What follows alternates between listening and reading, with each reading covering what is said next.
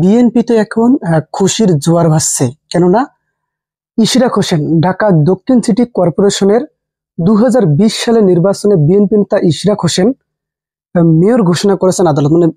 2020 সালে নির্বাচন হয়েছিল আওয়ামী সরকারের আমলে। সেইখানে ইশরাক হোসেনকে কিন্তু ডাউন করে দিয়ে আওয়ামী লীগের যে প্রার্থী ছিল তিনি কিন্তু মেয়র হয়েছিলেন। কিন্তু আদালতে তখন কিন্তু ইশরাক হোসেন একটা মামলা করেছিল এবং সেই মামলার রায় কিন্তু আজকে হয়ে গেল। এবং সেখানে কিন্তু দেখতে পাচ্ছেন ইশরাক হোসেন জামিন পেল। আজকে দুপুরে নির্বাচনী ট্রাইব্যুনালে দায়িত্বপ্রাপ্ত ঢাকার প্রথম যুগ্ম জেলা জজ মোহাম্মদ নুরুল ইসলামের রায় ঘোষণা করেন।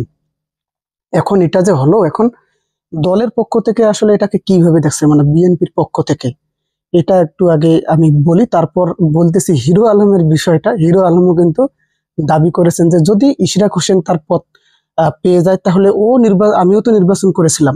হিরো আলম বলছে ঢাকা 17 আসন আর সম্ভবত বগুড়ায় 4-6 আসনে তিনি নির্বাচন করেছিলেন, তিনিও এই পদটা চেয়েছেন। এটা হিরো আলম বলছেন। এখন দেখেন বিএনপি ইশরাক হোসেন যে পদ পেলেন, এখন বিএনপির পক্ষ থেকে আসলে কি কিভাবে এটাকে দেখা হবে সেটাই বিষয়। প্রজ্ঞাপন জারি হলে ইশরাক মেয়র হিসেবে শপথ নিতে পারবেন বলে জানিয়েছেন তার আইনজীবী। তবে শপথ নেবেন কিনা তার দলীয় সিদ্ধান্ত বলে সাংবাদিকদের জানিয়েছেন ইশরাক হোসেন। এটা দলীয় সিদ্ধান্ত। এখন বিএনপি যদি চায় সে শপথ নেবে মেয়র হিসেবে, আর যদি না চায় তাহলে নেবে না। কিন্তু এখানে একটা বিষয় যদি আপনারা লক্ষ্য করেন, আর কয়েকদিনই বা মেয়াদ আছে। দেখেন নির্বাচন তো হয়েছিল, মেয়াদ এমন কতদিনে বা আছে। এই সময় এসে ইশরাক হোসেন যদি পদটা পায়, তখন আসলে ইতিমধ্যে কিন্তু শুরু হয়ে গেছে যে নির্বাচন ছাড়া ইশরাক হোসেন কেমনে এই পদ পেল।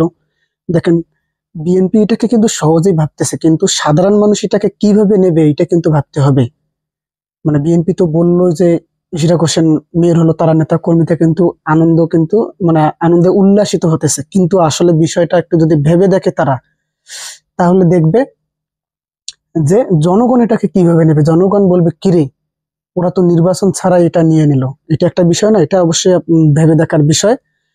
এরপর সেখানে বলা হয়েছে আদালতের আদেশে নৌকা প্রতীক নিয়ে বিজয়ী ঘোষিত সাবেক mayor barrister Sheikh Fazle Noor তাপসকে mayor হিসেবে সরকারের গেজেট বাতিল করা হয়।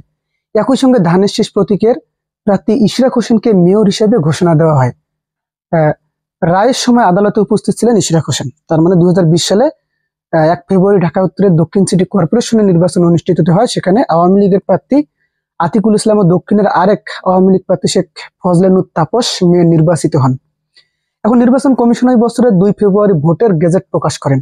এরপর থেকে তারা শপথ নিয়ে মেয়র পদের দায়িত্ব পালন করে আসছিলেন। কিন্তু গত 5 বছরে 5 আগস্ট শেখ হাসিনা সরকার পতনের পর তাদের মেয়র পদ থেকে বহিষ্কার করা হয়।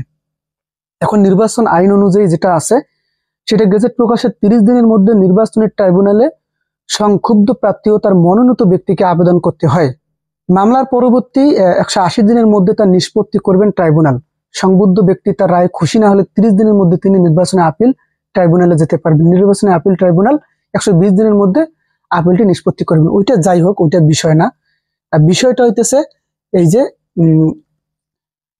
ইশরাক হোসেন ভাই তিনি মেয়র হিসেবে নির্বাচিত হলেন, আমরা তাকে অভিনন্দন জানাই। কিন্তু তিনি এটা আসলে যে করলেন, এখন কিন্তু জনমনে প্রশ্ন দেখা দেবে যে বিএনপি তাহলে তো নির্বাচন ছাড়া এইভাবে নির্বাচন ছাড়া দেশ ভালোভাবে যাবে না, ভালো দিকে যাবে না, এটা বিএনপি বলতেছে। কিন্তু হঠাৎ ইশরাক হোসেন মেয়র যদি নির্বাচিত হন, তাহলে জনমনে একটা প্রশ্ন তো দেখা দিবে অবশ্যই যে কেন নির্বাচন ছাড়াই এটা হলো। কিন্তু ওটা ওনার প্রাপ্য অধিকার, কিন্তু মানুষ কিন্তু ওটা বেশিরভাগ সময় বুঝবে না। কারণ তারা শেখ হাসিনা পালানোর পর তারা চায় যে নতুন ভাবে নির্বাচন করে যা হওয়ার তাই হবে। তো এই বিষয়ে আসলে দলের সিদ্ধান্ত অনুযায়ী ইশরাক হোসেন মেনে নেবে। যদিও নেতাকর্মীরা উচ্ছ্বাসিত, তবে মাথা খাটিয়ে যদি ভাবেন তাহলে বিষয়টা এটাই দাঁড়াবে। তো এই বিষয়ে অবশ্যই আপনার মত। এবং হিরো আলম যে বলেছেন ঢাকা 17 আসনে তিনি নির্বাচন করেছেন, তাহলে ওনাকেও ওখানে প্রার্থী হিসেবে ফিরিয়ে দেন। ওটা তো ওনার দাবি, তাহলে দেন ওখানে ফিরিয়ে। এইটা উনি বলতেছেন। অবশ্যই এই বিষয়ে আপনার মত কি অবশ্যই আমাকে কমেন্ট করে জানাবেন। আমি আপনার কমেন্টের সঠিক উত্তর দেওয়ার চেষ্টা করবো ইনশাল্লাহ।